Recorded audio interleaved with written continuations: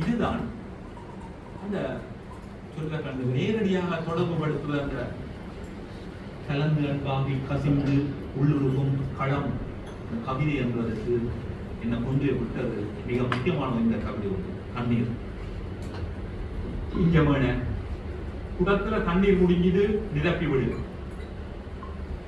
இங்கமான குடத்துல தண்ணீர் முடிஞ்சது நிரப்பி விடு. அன்பு மகனுக்கு கடை தெரு போகும் அவசரம் என் சொல் அவன் காதில் விடவில்லை. அம்மா ஒரு கிண்ணம் நீர் கொண்டு வா. மருமகளுக்கு கேட்கிறது, ஆனால் அது கேளாதது உச்சமன். பங்காரு குட்டி கொஞ்சம் தண்ணீர் தருவியா? டிவியில மூழ்கி கிடக்கும் பேரன் வேலையாளை கூப்பிடுகிறார். அவன் காய்கறி வாங்க விரைகிறான். சிறிது நேரம் அமைதி போலுகிறது.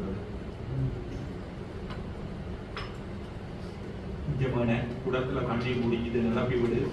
அன்பு மகனுக்கு கடை தெரு போகும் அவசரம் என் சொல் அவன் காதில் விடவில்லை. அம்மா ஒரு கிண்ணம் நீர் கொண்டு வா. மருமகளுக்கு கேட்கிறது, ஆனால் அது கேளாததற்கு சமம். பங்காரு குட்டி கொஞ்சம் தண்ணீர் தானியா? டிவியில் மூழ்கி கிடக்கும் பேரன் வேலையாளை கூப்பிடுகிறார். அவன் காய்கறி வாங்க விரைகிறான். சிறிது நேரம் அமைதி போலோச்சுகிறது. யார் நிரப்பியதோ தெரியவில்லை. அவன் கண்கள் நீரால் உணர்ந்து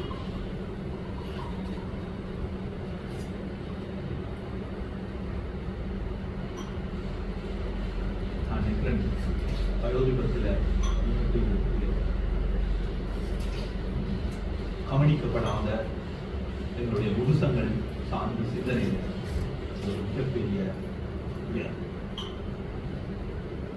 அந்த முதியவர் எல்லாருடைய அள்ளி முடிஞ்சது குடிப்பதற்கு தான் எல்லாரும் தங்களது அவசரம். கொஞ்ச நேரம் நம்ம அதுக்கு பிறகு கண் நிரம்பி போயிடுச்சு. கண் யாரும் நிரப்பையில எல்லாருக்கும் செயல்களும் சேர்ந்து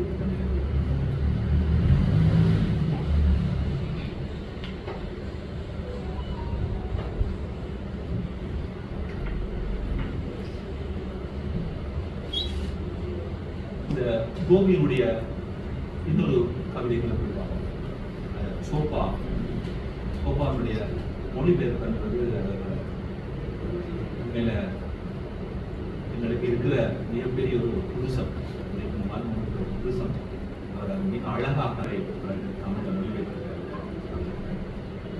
அம்மாவும் மனுஷிதான் உனக்கு கொஞ்சம் பொறுமை வேணும்.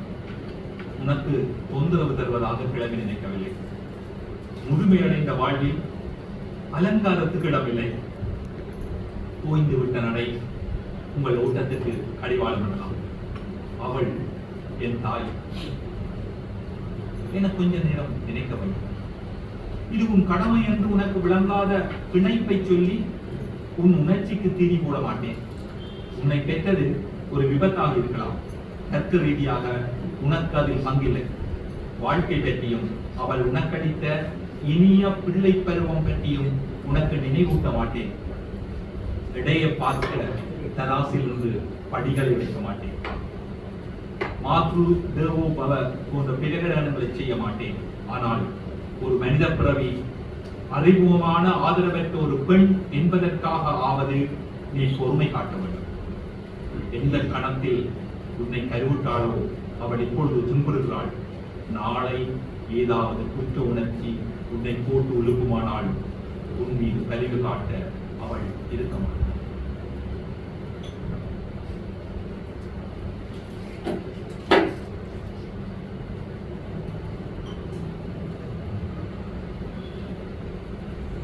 நானும் காணுள்ள ஒரு இன்னொரு மொழிபெயர்ப்பு கவிதை. அது அந்த புத்தகத்திலிருந்து தான் நான் எல்லாவற்றையும் செய்து வந்தேன். கோபியினுடைய தான் கவிதை. ஒரு காலத்தில் நானும் உன்னை போல் ஓடி ஆடித்திருந்தேன். மரங்கள், வானம், தன்னம்பிக்கை, கவிதை யாவும் என்னை பிடித்தன, என்னோடு வாழ்ந்தன. ஒரு காலத்தில் நானும் உன்னை போல் ஓடி ஆடித்திருந்தேன். மரங்கள், வானம், தன்னம்பிக்கை, கவிதை யாவும் என்னை பிடித்தன, என்னோடு வாழ்ந்தன. இந்நாளில் என் மூச்சு ஒரு சூறாவளி, என் உழைப்பால் ஒரு தோட்டம். அந்நாளில் என் பாட்டும் உன்னுடையதை போல ஒரு ஆவேச கீதம்.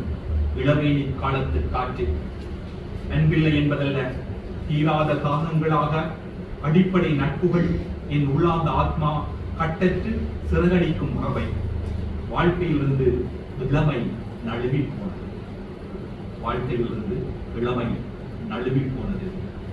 வாகனம் முன்னே போகும்போது பின்னே நகரும் வீதி போல விடியற்காலை வயலின் மீது நீர்த்துளிகள் முத்து போல பிரகாசிக்கின்றன. இப்பொழுது அவற்றை கண்ணீர் துளிகளோடு ஒப்பிடலாம். ஆனால் இப்போ நினைவுகள் தோட்டத்து மலர்களாகின்றன. மூட்டுகள் வசைய விரல்களிலிருந்து திருப்தியான ஒலிகள் கேட்கின்றன. இவ்வளவு நாளும் நான் ஒரு நிறைந்தோடும் ஆறு. நான் இப்போ சமவெளிக்குள் நுழைந்துவிட்டேன். நான் இப்போ சமவெளிக்குள் நுழைந்துவிட்டேன். இப்போது என்னுடன் சூரியன், சந்திரன் முக்கியமானவன்.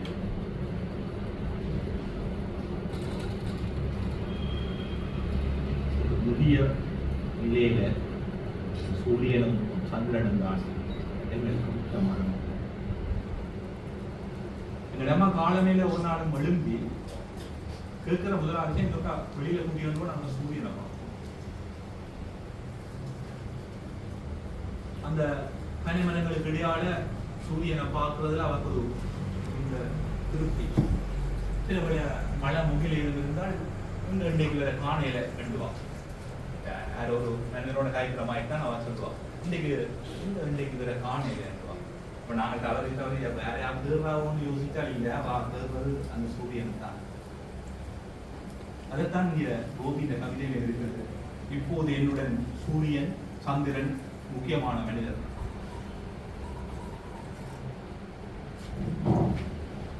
இந்த மாதிரி நாங்கள் இன்னொரு கவிதை நாங்கள் ஒரு நாளும் யோசிக்கையில எங்களோட வாழ்க்கை துணை எங்களோட இருக்கலாம். அவன் நாங்கள் முதுமடைவை தான். அதை எத்தனை பேர் யோசிச்சிருக்கோம். அதே மாதிரி தாங்கள் வயது போயிட்டு தங்களோட கணவன் மேல அவையும் வயது போயிருந்தானே, அவைக்கும் கேளாமல் இருக்கின்றானே, அல்லது அவையாலையும் சில வேலைகள் முந்தைய மாதிரி ஓடியாடி தீயிலானே அந்த சிந்தனை வார்த்தை.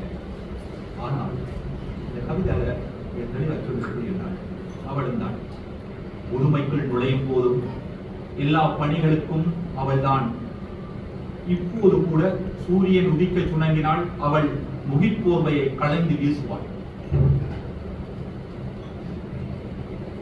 அது ஒரு அம்மாவா இருக்கலாம், இது ஒரு மனைவியா இருக்கலாம், அல்லது ஒரு சகோதரியா இருக்கலாம். முதுமைக்குள் நுழையும் போது எல்லா பணிகளுக்கும் அவள் தான். அம்மா நான் 3-4 வயதில் இருக்கேன் செய்து அதே வேலையைத்தான் நான் பல்கலைக்கழகத்துக்கு போற வழக்கையும் செய்து கொடுத்தார். அதுதான் செய்து கொடுத்தார். முதுமைக்குள் நுழையும் போதும் எல்லா பணிகளுக்கும் அவள்தான். இப்போதும் கூட சூரியன் உதிக்க சுணங்கினால் அவள் முகிப்போர்வையை களைந்து வீசுவாள். அவள் நடை சற்று தளர்ந்துள்ள போதும் வீட்டை ஒழுங்கு செய்து விடுகிறாள். என் மீதான அன்பை ஒரு தொழும்பாக்கும் அவளோ உழைப்பாளி. அண்மையில் தான் நான் வெட்கப்பட கேட்டுக்கொண்டேன். அவளுக்கு ஏதும் உதவி செய்யலாம் என்று சிந்திக்கிறேன். உதவுவதென்றால் ஒன்றுமில்லை, என் வேலையை நானே செய்வேன். அண்மையில் தான் நான் வெட்கப்பட கேட்டுக்கொண்டேன். அது கணவன் அண்மையில் தான் நான் வெட்கப்பட கேட்டுக்கொண்டேன். அவளுக்கு ஏதும் உதவி செய்யலாம் என்று சிந்திக்கிறேன். உதவுவதென்றால் என் வேலையை நானே செய்வேன். எனக்கு பிரச்சனைக்காக தோன்றுவன அவளுக்கு அற்பமானதாக இருக்கும். 2ஆம் தலைமுறை அவசரப்பட்டு வந்தது. அவள் எளிதாக பாசக்கடலுக்குள் குதித்தாள். அவளுக்கு நான் நீச்சல் கற்பிக்கவில்லை. அவளுக்கு இந்த அளவு நீந்த தெரியும் என நான் அறிந்திருக்கவில்லை.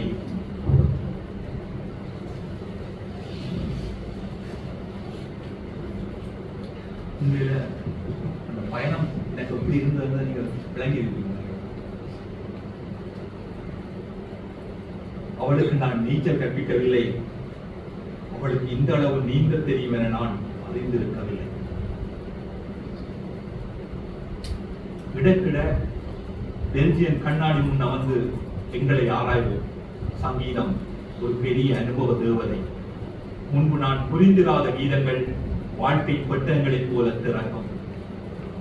நான் வீட்டை கட்டிய போது கூடம் 20க்கு 20 இருக்க வேண்டும் என்று கவலைப்பட்டாள்.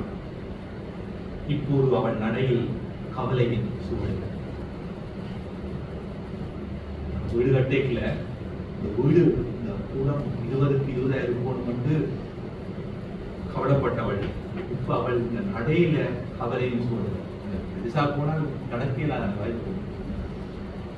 இன்று அவளை பார்க்கையில் முன்னொரு காலத்து அழகி அன்பின் பற்றா ஊற்று முதுமையடைந்து விட்டது என வியப்பு வெளிப்படுகிறது. இடத்து தெளிவாக இன்று அவளை பார்க்கையில் முன்னொரு காலத்து அழகி அன்பின் பற்றா ஊற்று முதுமையடைந்து விட்டது என வியப்பு வெளிப்படுகிறது. உடத்து தெளிவாக இந்த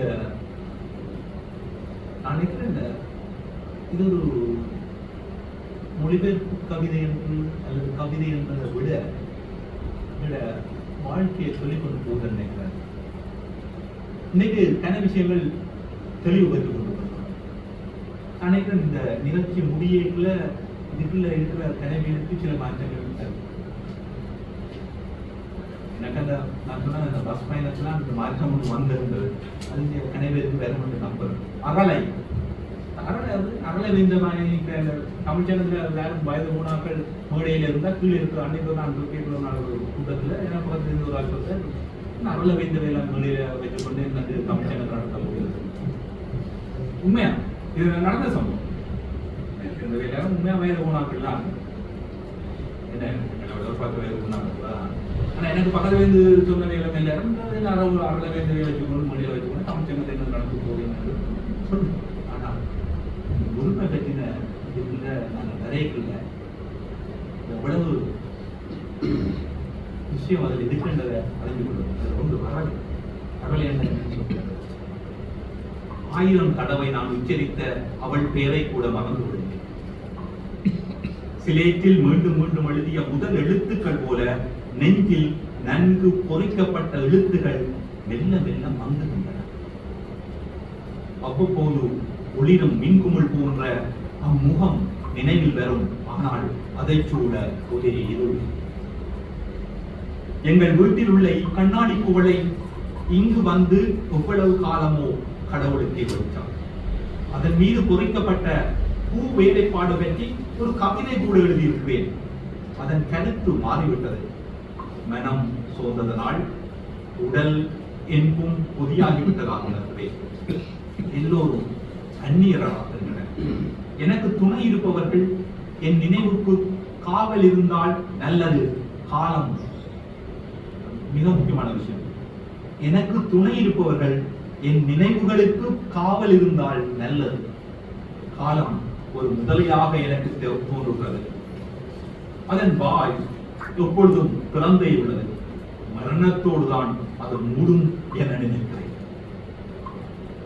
மரணத்தோடுதான் அந்த கால முதலை தன் வாயை மூடும் என்று நினைக்கிறேன். இப்பொழுது சொல்லுங்கள், நான் யார்?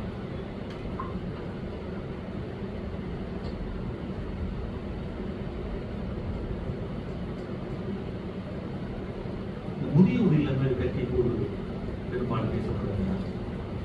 காரணம் என்னுடைய 30 கால ஓவியர் வரலாற்றில் இளைய சமுதாயம் புலம்பெயர்ந்ததால முதியவர்கள் அவருடைய பெற்றோர்கள் தராமல் சம்பந்தம் இந்த முதியோர் இல்லங்கள் யாழ்ப்பாணத்தில் ஏராளமான முதியோர் இல்லங்கள், எல்லா இடம் முதியோர் இல்லங்கள், அது மாதிரி இப்போ வெளிநாடுகளின் முதியோர் இல்லங்கள் பற்றி பேசப்படும். முதியோர் இல்லங்கள் பற்றி கோபியினுடைய கருத்து, தெலுங்கு கவிஞர் கோபியினுடைய கருத்துப்படி முதியோர் இல்லத்தின் மூலையில் ஒரு அறை, அறையின் மூலையில் ஒரு கட்டில், கட்டிலுக்கு பக்கத்தில் ஒரு ஜன்னல்.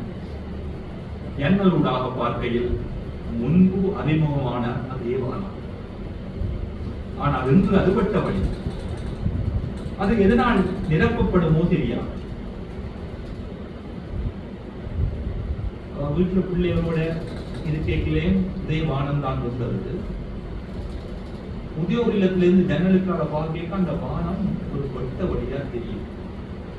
அது எப்படி எதனால நிரப்பப்படுமோ என்றது ஒரு கேள்விக்குறியானது. தெரியாது. வாழ்க்கை நீட்டிக்கப்பட்டது போல எல்லா தேவைகளும் பூர்த்தி செய்யப்படுகின்றன. இது வாழ்க்கை எனலாம். இது வாழ்க்கை எனலாம். அங்க கிட்டத்தட்ட சிறைச்சாலைகள் மாதிரி மணி சொன்ன சாப்பாடு கிடைக்கும். பிறகு கடவுள் வாழ்க்கை எல்லாம் ஒரு நாங்கள் விடுதியில் வாழ்க்கை எங்களுக்கு விடுதியில் ஒரு விஷயம் இத்தனை மணிக்கு சாப்பாடு, இத்தனை மணிக்கு சுவாமி கும்பிடுறதுக்கும் அதுதான் டைம் தான் சுவாமி கும்பிடலாம். பிரார்த்தனைக்கான நேரம் அப்படி எல்லாத்துக்கும் நேரம் இருக்கு. இந்திய நாம் தேர்தல் முடிக்கிறதுக்கும் அது இந்த நேரத்தில் தேர்தல் இருக்கு. அதே மாதிரி விளையாடுறதுக்கு, திருப்பி வந்து குளிக்கிறதுக்கு, திருப்பி நித்திரையை போறதுக்கு எல்லாம் ஒரு அட்டவணை படியில் எல்லா தேவைகளும் பூர்த்தி செய்கின்றன. இது வாழ்க்கை எனலாமா? எனக்கு எதிரி என யாரும் இருந்ததில்லை. இப்பொழுது முதுமை எதிரியாகிறது. யாரை குறித்தும் முறைப்பாடுகள் இல்லை. இருப்பின் கடவுளை பற்றித்தான். ஆனால் அவர் எதற்கும் செவி சாய்க்கிறார். யாரை பற்றியும் முறைப்பாடு இல்லை. இருப்பின் கடவுளை பற்றித்தான். ஆனால் அவர் எதற்கும் செவி சாய்க்கிறார். அவள் என்னூடாக பார்த்தபடி இருக்கிறாள். ஒரு முறை அவள் ஆவி உருவில் சிறிய ஜன்னலோடு நுழைந்திருக்கிறாள். போகும்போது கூட அப்படி போகக்கூடும். முதியோர் இல்லத்தில் கட்டில்கள் கூட பழையவை. வருவோர் போவோர் மட்டுமே மாறும்.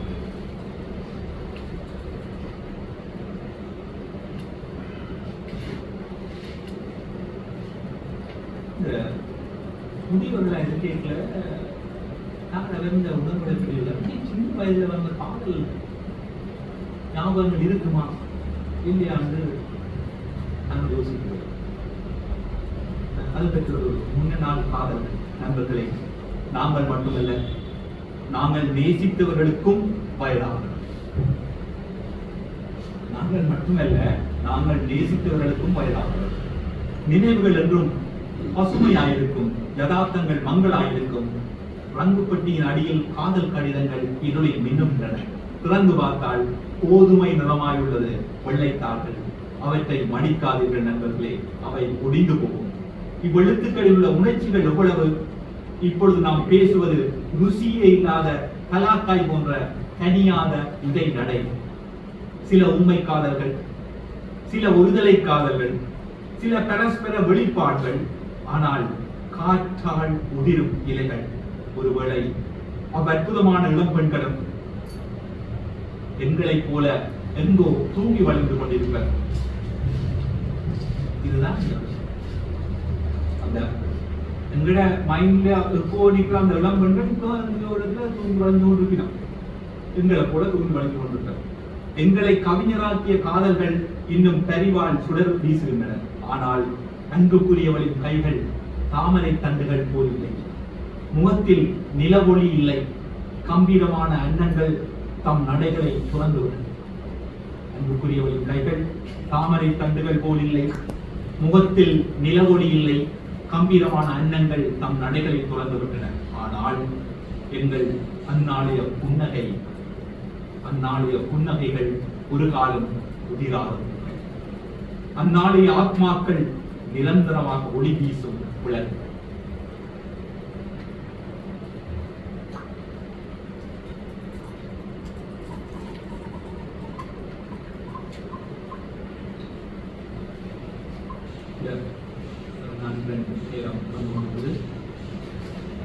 கடைசியில் ஒரு முக்கியமான ஒரு கவிதை ஒரு கட்டம். முதுமை என்பது வானத்திலிருந்து திடீரென விழுந்ததல்ல. அதில் நீயப்பட்டிருப்பவை கடந்த கணங்களும் பகல்களும் மாலைகளும் இரவுகள். எத்தனை வசந்தங்கள், எத்தனை திருப்பங்கள் கொண்ட களியாட்டங்கள், எத்தனை இலையுதிர் காலம், மலைவாசம், வன உலா, தாங்க முடியாத வெக்கை எல்லாம் கடந்து செய்த பிரகாசமான பயணங்கள். இப்பொழுது பகலுக்கும் இரவுக்கும் அதிகம் பேரவில்லை. மணிக்கூடு நல்ல நண்பன் தான், ஆனால் அதற்கு நின்று பேச நேரமில்லை.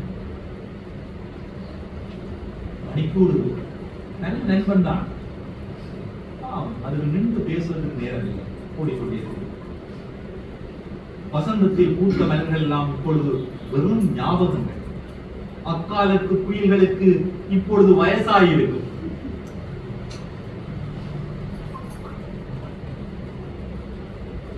அக்காலத்து குயில்களுக்கு இப்போது வயசாகியிருக்கும். இலையுதிர் காலத்தில் விழுந்த இலைகள் இப்பொழுது நினைவு துணுக்கைகள். எப்பொழுதாவது நெருக்கமானவர்களின் மரணம் நேர்ந்தால் வாழ்க்கையும் இறக்கும் கொஞ்சம் கொஞ்சமாக. கோடைகால பாலை போல கனத்தால் சூரியன் எதிரியாவான். முதுமை ஏதோ திடீரென கீழே விழுந்ததல்ல, அது காடென்ற பிரமாண்டத்திற்கு வெளிவந்தது. பழுத்த பள்ளத்திலும் எதிர்காலத்து ஸ்வரக்குறிப்பிருக்கும். அது இனிமையின் அறிகுறிகளை நாளைக்கென விட்டு வைக்கும். அது சேரிடமல்ல, பெருமதி மிக்க ஒரு கட்டம். கடைசியில முதியவர்கள் போய் இறப்பு அல்லது மரணம் என்பது நிறைய சொல்லப்பட்ட விஷயத்துல அழியா புகழ். வீடுகள் கூடவரா, மாடி வீடுகள் கூடவரா, ரத்தினங்கள் கூடவரா, புகழம் கூடவரா, உலகத்துக்கு தேவைப்படும் வரை அவை இங்கேயே தங்கிவிடும். உள்ளங்களில் தங்கியிருப்பதற்கு அன்பை பரப்ப வேண்டும். மற்றவர்களின் வாழ்வில் ஒளியேற்ற வேண்டும். உதவி கேட்பாதற்கு போய்விடாது. கரிவு என்ற பண்பு வடிந்து போய்விடுவதில்லை. பசித்த வயிற்றுக்கு உணவளிப்பாயானால் அது செமிக்கப்படக்கூடும். ஆனால் வேதனையை தீர்த்தால் அது என்றும் நினைக்கப்படும். வெறும் சொற்கள் மட்டுமல்ல, நீ கையால் தொட்டதும் ஒருவருக்கு உன்னை நினைவுபடுத்தும் மனைவி மக்கள் கூட வராது விடலாம். உன் பொறுப்புணர்ச்சி கவிதையாய் மாறி என்றென்றும் நறுமணமாய் வியாபிக்கலாம். ஒரு தனி மனிதன் சாகலாம், ஆனால் அவனுடன் உள்ள மாநிலம் தொடர்ந்து வாழும். ஒரு தனி மனிதன் சாகலாம், அவனிடம் உள்ள மாநிலம் தொடர்ந்து வாழும். இந்த நிகழ்வில் நான் ஒரு நிறைவு இடத்துக்கு வருகிறேன். பஸ் குடும்பத்துக்கு வெளியில் போய் கொண்டு தானே கிளிநொச்சி தாண்டி ஆனந்தர் போய் கொண்டிருக்கீங்கள, தூரத்தில் அந்த பழைய அதில் கிட்ட போயிட்டு இந்த தென்னையால் தாண்டி கனவரங்கள். அந்த நேரம் உலகம் வாசித்து கலந்து அன்பாகி கசிந்து உருகி நான் அப்போ என்ன ஒரு கவி அந்த நேரம் கால கரும்பலகை. கால கரும்பலகை ஊருக்கான ஒரு பயணம். மாறுதலாய் பேருந்தில், அதுவும் பகலில் போகிறேன். அனுபவ முடிவின் அடர்ந்த வனமாக அங்கே அம்மா. காலம் அவரை கடந்து செல்ல விடவே இல்லை. காலங்களை தானே கடக்க வேண்டும் என விடாப்பிடியாக கடந்து வருகிறார். காலம் அவரை கடக்குங்கள். அனுபவ முடிவின் அடர்ந்த வனமாக அங்கே அம்மா. காலம் அவரை கடந்து செல்ல விடவே இல்லை.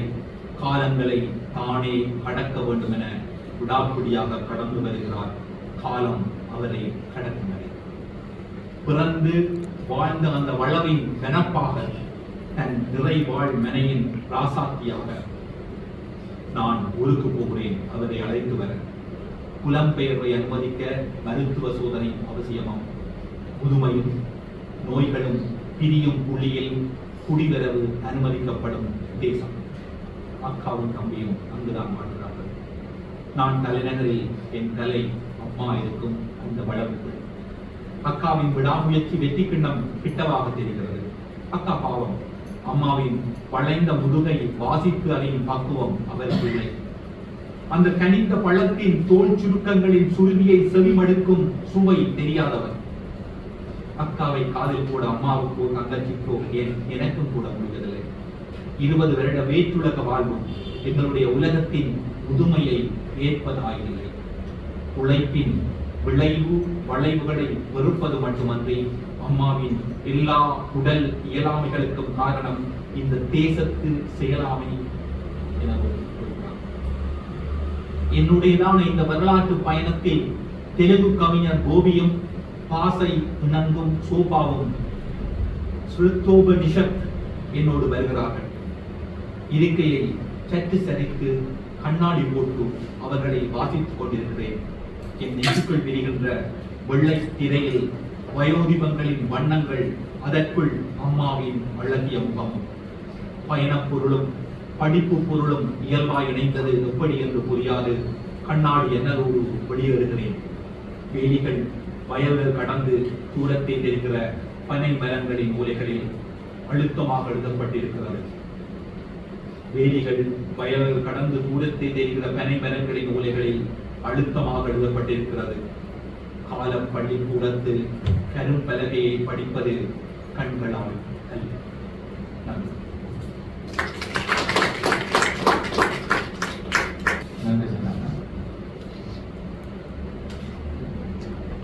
இந்த கூட்டத்துக்கு என்னை கூப்பிட்டாங்க என்றால் தொடர்ந்து கணிதத்தோடு கணினியோடு இருக்கின்றோம். திடீரென்று இப்படி சடானா ஒவ்வொரு தடவும் பிடிச்சு எடுத்து கொண்டு வந்து கவிதையோடு சேர்த்து அப்பதான் அந்த பக்கத்து உயிர்ப்பாளர் இன்றைக்கு இந்த உரையாடல் வந்து அனுபவம் கூடல சரியான ஒரு மாறுபட்ட வினமாக எனக்கு நான் பார்த்தாங்க. இது வந்து வெளி விஷயங்களை தகவல்களை அறிந்து கொள்கின்ற அல்லது ஆய்வு செய்யப்பட்ட முடிவுகளை அறிந்து கொள்கின்ற ஒரு அறிவோடு கூடலாம். எங்களுக்குள் இருக்கின்ற எங்களை அறிந்து கொள்கின்ற எங்களோடு சேர்ந்து இருக்கின்ற பலருடைய உள்ளுக்குள் இருக்கின்ற மனங்களை அறிந்து கொள்கின்ற ஒரு அறிவோடு கூடலாம். சனான கலைச்சாலையில் பார்த்தா கவிதையை சொல்லிக் கொண்டிருக்கிற அது சரியான ஒரு அது வேற உலகத்துக்கு அவர் பஸ் பயணத்தில் வேற உலகத்துக்கு போனதை பற்றி சொன்னார். அதே வேற உலகத்துக்கு கொண்டு போயிட்டு முதல்ல நான் அதில் இருந்து மீண்டு வந்து மைக்கில் பேசுறதுக்கான தயார்படுத்தல நேரம். சிங்களத்தில் வந்து வயசாகிறதுக்கு சொல்லுவாங்க வயசு தயாராக. அதை அவர் பகுதியாகவும் சொல்லுவாங்க. இங்கே ஒரு என்ன கேட்டால் அப்படி வயசு தயாராக சொல்லுவாங்க. பகுதி வந்து சிங்களத்தில் அது ஒரு வகையில் அந்த சொல்ல ஒரு உண்மை. நாங்கள் எல்லோரும் வந்து முதுமையை நோக்கிய ஒரு பயணத்தில் இருக்கோம். அது ஒரு நாடுகான் பயணம் மாதிரி. ஒரு அறியாத தேசத்தை காண்பதற்கும் அதை கண்டுபிடிப்பதற்கும் அதை அனுபவிப்பதற்குமான ஒரு பயணம். அத்தனை பேரும் முதுமைன்ற ஒவ்வொரு கட்டத்தில் இருக்கு. அப்படி இருக்கும்போது நாம் அறியாத அந்த தேசம் ஒவ்வொரு அது எந்த வயசுல இருக்கலாம். 70 வயதாகவும் இருக்கலாம், அவருக்கு 80 வயதாகவும் இருக்கலாம், அவருக்கு 20 வயதாகவும் இருக்கலாம். அவர் அறியாத அந்த தேசத்தை நோக்கின ஒரு பயணத்துல தான் இருக்கிறது.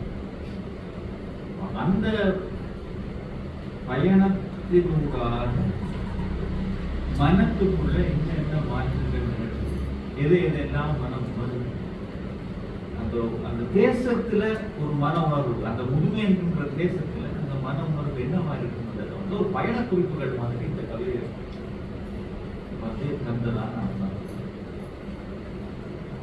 எனக்கு முதியவர்கள் எனக்கு ஒரு பிரச்சனை வந்து சின்ன வயசுல இருந்தே முதியவர் தான் நடந்தது. அது எனக்கு உங்களுக்கு அம்மாவும் ஒரு ஏஜ் பென்ஷனியை சொல்லலாம் வந்து நட்பு உங்க வயசாக ஃப்ரெண்ட்ஷிப் இல்லைன்னா இன்றைக்கு வரைக்கும் தொடருது. எனக்கு தெரியும் சித்திய மசிங்கமெல்லாம் அப்படி நண்பராயிருப்பாங்க. அவர் எந்த இலக்கியத்தாரையோ அல்லது எழுத்து செயற்பாடுகளாலேயோ நண்பரானவர் அல்ல. அவர் வந்து ஃப்ரெண்டா இருந்தவர், அவ்வளவுதான். அதுக்கு பிறகுதான் அவருக்கு செயல்படுவதோட எல்லாம் சேர்ந்து இயங்க முடியும். அவர் நண்பராக 15 வயசு. அது ஒன்றும் புதியது. ஆனா அதை நான் அதை புதுமையை உணர்றதுன்றது தான் புதுமையாயிருக்கு. அந்த ஒவ்வொரு கட்டத்திலையும் முதல் ரீடிங் கிளாஸ் தேவைப்படுற நேரம் அப்படியே காண்ற நேரம், அல்லது அடிப்பட்ட அல்லது அண்டுபட்ட நோய் வந்து ஒரு மணி தியானத்துல போகாது, இன்னும் கொஞ்சம் நேரம் எடுக்கும் என்று முதல் ரியலைஸ் பண்ற நேரம். இது வந்து முதுமையினுடைய ஒரு டீஸ்பூன் வந்து தேக்கரண்டி முதுமையை சுவைத்து பார்க்கின்ற நேரங்களாக இருக்கும். சாதாரண இதில் சொன்ன அந்த தெலுங்கானாவில் இருக்கக்கூடிய ஒருவருடைய முதுமை பற்றிய முதுமையினுடைய உணர்வு, யாழ்ப்பாணத்தில் இருக்கக்கூடிய ஒருவருடைய முதுமையின் திசை அந்த கவிதைகள வேலையை தான் ஒரு இடத்துக்கு உணர்வுகள் இன்னொரு இடத்துக்கு காவிபார கப்சூல்ஸ் எல்லாம் இருக்கு. ஆனால் அதே நேரத்தில் சில வேளைகள் நம்முடைய வாழ்க்கை சூழல், எங்களுடைய வாழ்க்கையினுடைய தரம், இந்த நாட்டினுடைய எங்களுடைய நாடு நாங்கள் வாழ்கின்ற இடத்துல இருக்கக்கூடிய கட்டமைப்பு சிஸ்டம் எல்லாம் சில முதுமையின் உணர்வு, முதுமை என்கின்ற உணர்வை சில சின்ன சின்ன வேறுபாடுகளை உருவாக்கும். முதியோர் இலக்கண பற்றி கவிதை பண்றது, முதியவர்களை பராமரிப்பதற்கான பொறுமுறை அல்லது முதியவர்களை அவர்களை அப்படியே ஏற்று முதியவர்களோடு சேர்ந்து வாழ்வதற்கான சமூகத்தினுடைய பொறிமுறை என்னவாக இருக்கிறது என்ற கேள்வி ஒவ்வொரு சமூகத்திலும் ஒவ்வொரு காலத்தினுடைய, ஒரு காலத்துல கிராமிய சமூக முறையில வந்து அதுக்கு அதுக்கு ஒரு பொறிமுறை, அது அதுக்கே உரிய பொறிமுறைகளோடு இருந்த ஒரு பொறிமுறை. நகரமயமாக்கம் வந்து ஒரு புதிய பொறிமுறையை நாடுகிறது. அது இன்னும் மாநகரங்களும் புலம்பெயர்வுகள், புலம்பெயர்வு என்பது இன்னும் புதுமையான ஒரு நிலவரம், ஒரு புதிய நிலவரம். அந்த புதிய நிலவரத்துல முதுமையை எப்படி கையாளுவது, முதியவர்களோடும் முதுமையோடும் அந்த சமூகம் இயங்குறதுக்கு என்ன பொறிமுறை அந்த சமூகம் புதிய பொறிமுறையை வைத்திருக்கிறது, அப்டேட் பண்ணியிருக்கலாம். இது ஒரு கேள்வி. இப்ப நான் சொன்னா இது மறுபடியும் இந்த கணித மூலங்களும் வந்தேன், எனக்கு அது கொஞ்சம் வசதி. அது அந்த பொறிமுறைகள் உருவாக்கப்பட்டிருக்குதா என்றது வந்து ஒரு பெரிய கேள்வி. ஏன்னா எல்லாருமே கட்டாயம் முதுமைக்குள்ள ஏதோ ஒரு கட்டத்துக்குள்ள போய்தான். சிறுவர்களுடைய பிரச்சனைகளை பற்றி பேசுகின்ற அளவுக்கு இக்கடத்துக்கும் சிறுவர் நாடும் முதியோர் நாடும் ஒரே நாள் தான், அக்டோபர் 1 பேசுற அளவுக்கு முதியவர்களுடைய பிரச்சனைகள் விழிக்கப்பட்டிருக்கா, பேசப்பட்டிருக்கா, அவர்களுக்கான பொறிமுறைகள் உருவாக்கப்பட்டிருக்கா, அவர்களுடைய உரிமைகள் பற்றி எவ்வளவு தூரம் பேசப்பட்டிருக்கா. ஒவ்வொரு தரமும் மெசஞ்சர் ஸ்ட்ரீட்ல அவன் ஸ்ட்ரீட்ல நான் இந்த வீட்டை கடந்து போய் எல்லாமே நான் ஒரு இடத்துல யோசிக்கிறேன். ரெண்டு பக்கமும் பிளாட்ஃபார்ம் போட்டு எந்த பிரயோசனமும் இல்லை, இந்த நடைபாதையால் எந்த பிரயோசனமும். முதியவர்கள் இந்த பாதையை எப்படி பயன்படுத்தும்? சிறுவர்கள் பயன்படுத்தலாம். ஏன்னா சிறுவர்களுக்கு மரியாதை திருச்சியா நம்ம ஒரு குழந்தை ரோட்டால கொடுக்க போனா அது எவ்வளவு பெரிய வாகனமா இருந்தாலும் தடுத்து போய் போடும். டிரைவர் இறங்கி வந்து சில வேளையில குழந்தையை தூக்கி அந்த பக்கம் வச்சு போட்டும் போகலாம். ஆனால் முதியவர்களுக்கு அந்த பாதை நட்போடு இருக்கிறதா? நம்முடைய வீதிகள் முதியவர்களுக்கு நட்போடு இருக்கிறதா? நம்முடைய வீடுகள் முதியவர்களுக்கு நட்போடு இருக்கிறதா? நம்முடைய அரசியல் முதியவர்களுக்கு நட்போடு இருக்கிறதா? நம்முடைய ஒவ்வொரு விஷயம், பயணங்கள், பயணத்தில் இடையில தரிக்கிற இடத்துல இருக்கிற மனசுல கூட முதியவர்களுக்கு நட்போடு இருக்கிறதா? அப்ப இந்த விடயம் எல்லாமே இப்ப இவருக்கு பஸ்ஸுக்குள்ள காட்சிகள் ஓடும்போது இவர் ஒரு விஷயத்துல உள்ளுக்குள்ள வேற காட்சிகள் ஓடிக்கொண்டிருந்த மாதிரி இந்த கவிதைகளை கேட்டுக்கொண்டிருக்கும் போது அது ஜன்னலோர காட்சிகள் போல எனக்கு ஏகப்பட்ட விடயங்கள் உள்ளுக்குள்ள ஓடிக்கொண்டிருக்கு. இந்த முதுமை தொடர்பாக முதுமை என்கின்ற உணர்வு, முதுமை என்கின்ற அந்த ஒரு ஸ்டேஜ், வாழ்க்கையினுடைய ஒரு நிலை, இந்த விடயங்களை பற்றிய உள்முகமான பார்வை, புறவயமான கவிதைகளுக்குள்ளாலே ஒரு உள்முகமான பார்வை. நாடுகான் பயணம் மாதிரி புதிய ஒரு தேசத்துக்கு போய் அங்க போன பயண குறிப்புகளை படிக்கிற மாதிரி இருக்கு. நாங்களும் வந்து நாட்டுக்கு போய் சேர போறோம், எல்லாரும் போய் சேர கிட்டத்தட்ட வந்தாச்சு. அப்புறம் அது ஒரு பக்கம். புறவயமான விஷயங்கள் முதுமையை வந்து கையாளுவதற்கும் பராமரிப்பதற்கும் அதை கூட அந்த முதுமையோடு சேர்ந்து வாழ்வதற்கும் இந்த சமூகத்தில் என்ன பொறிமுறைகள் இருக்கு அதில் உருவாக்குறது எப்படி என்பது பற்றி எல்லாம் தேட வேண்டிய ஒரு சிக்கல் இருக்கிறோம். நான் இருக்கிற அப்பார்ட்மெண்ட்லேயே கிட்டத்தட்ட நான் அறிய 10-15 வீடுகளுக்கு தங்களுடைய செக்யூரிட்டி கார்டு தான் சாப்பாடு கொண்டு போய் கொடுத்தேன். அது அவருக்கு ஒரு அன்றாட வேலையா மாறி சில வழியில் வெளியிலிருந்து சிலர் வந்து கொடுக்குறாங்க. ஒரு தனி அம்மா அல்லது அப்பா அல்லது ஒரு வயதான கப்பல் வாழ்ந்தாங்க. இவர்கள் பிள்ளைகளுக்காக அப்படி இருக்கல, அவர்களுக்கு நிறைய பிள்ளைகள் இருக்கு, பேர பிள்ளைகள் இருக்கு, அவர்களுக்கு உறவினர் இருக்கு. எல்லாரும் இருந்தும் அவர்களுக்கு உங்களுடைய செக்யூரிட்டி கார்டு தான் 3 நேரம் உணவையும் கொண்டு போய் கொடுக்க வேண்டிய நிலைமை இருக்கு. பணம் அந்த ரோட்ல இருக்கிற பார்மசியில வந்து அந்த பார்மசியில ஒரு ஒழுங்கே இருக்கு. அதுக்கு வெளிநாட்டில இருந்து பிரிஸ்கிரிப்ஷனும் காசும் வரும். அதை மருந்துகளை சரியா அந்த பிளாஸ்டிக் இதுல போட்டு அதை கொண்டு வந்து வீட்டை குடிச்சிட்டு போறது அந்த பார்மசிக்கு நல்ல ஒரு வேலை. அதுக்கு ஒரு இவர்கள் எல்லாம் பிள்ளைகள் இல்லாதவர்கள் இல்லை, எல்லாரும் கூட்டாள், எல்லாரும் நண்பர்கள், உறவினர்கள்.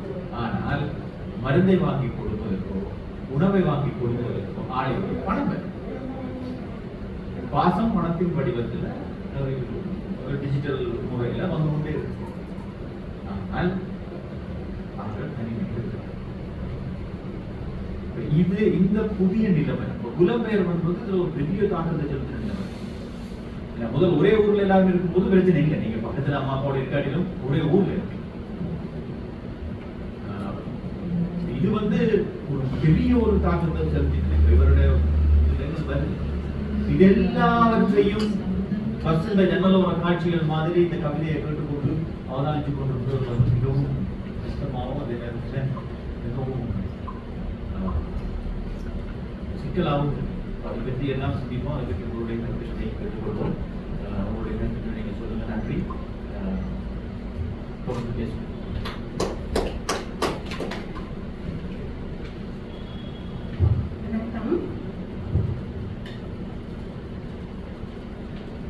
சடகோபன் ஆற்றிய உரை மனிதனுள் ஏற்படுகின்ற அன்பு உணர்வு எவ்வாறு ஒரு களத்தினை அமைத்து மனிதர்களை ஆளுகிறது என்பதை தெளிவாக உரையாற்றினர். அதாவது மாணிக்கவாசகருடைய திருவாசகத்தை தலைப்பாக எடுத்து அன்பு உணர்வு பற்றின ஆளுதலை தெளிவான உரை மூலம் தெரியப்படுத்தினார்.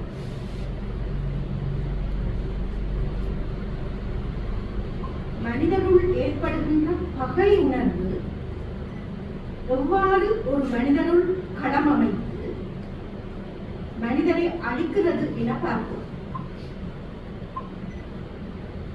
திரியோத யுகம் முதல் அச்சர மனித இயற்காலம் வரை, அதாவது தற்காலம் வரை பகை உணர்வு மனிதருள் ஏற்பட்டு எவ்வாறு பகை உணர்வை ஆகி அது ஒரு அழிவை ஏற்படுத்துகிறது என்பதை பார்ப்போம். முன் ஒற்றுமை இயற்கணித நிலை. முதலாவது கூட்டல் நிலை. 7 வயதில் மேடையில் பேசும் போதும் பகை உணர்வு ஏற்பட்டுவிடும். 16 வயதில் கவிதை எழுதினால் பகை உணர்வு ஏற்பட்டுவிடும். 20 வயதில் விவாத மேடைகளில் பங்கு பெற்றினால் பகை உணர்வு ஏற்படும். இது முன்னிலை. இந்த ஒற்றுமை எவ்வாறு பெறுகிறது என்று பாருங்கள். ஒரு 20 வயதில் தமிழ் மொழி பற்றி வந்தால் பகை உணர்வு ஏற்பட்டுவிடும். இறை நம்பிக்கை வந்தால் பகை உணர்வு ஏற்பட்டுவிடும். அழகாக ஜரிகை சேலை அணிந்து ஆபரணங்கள் அணிந்து பூ வைத்தால் பகை உணர்வு ஏற்படும். இது பெருக்கல் நிலை. அடுத்த நிலை கழித்தல். கழித்தல் நிலையில் வளங்கள், பௌதிக வளங்கள் நிறைகிறது. அழகான வீடு, ஆபரணங்கள், தளபாடங்கள், வாகனம் இவ்வாறு வந்தவுடன் அதிலிருந்து கழித்தல் நிலை எது? முன்னுக்கு இருந்த ஆற்றல்கள். அதை கழித்தால் எது? அதுவும் பகைவர். வகுத்தல் நிலையை பாருங்கள். ஆற்றல்களிலும் ஒரு மனிதருக்குள் ஆற்றல்களிலும் பகை உணர்வு, பௌதிக வளங்களிலும் பகை உணர்வு, அடுத்து நடத்தைகளிலும் பகை உணர்வு. நடத்தை என்றால் ஒரு மனிதன் வாசித்தல், அதாவது மௌன வாசித்தல், ஒரு ஆழமான வாசித்தலாக மாறி அவைகளில் கேள்வி கேட்டால் பகை உணர்வு துவங்கிடும். இவ்வாறு இந்த மனிதருக்குள் பகை உணர்வு ஒரு முடிவுறா களங்களாக மாறி வருகிறது. நன்றி.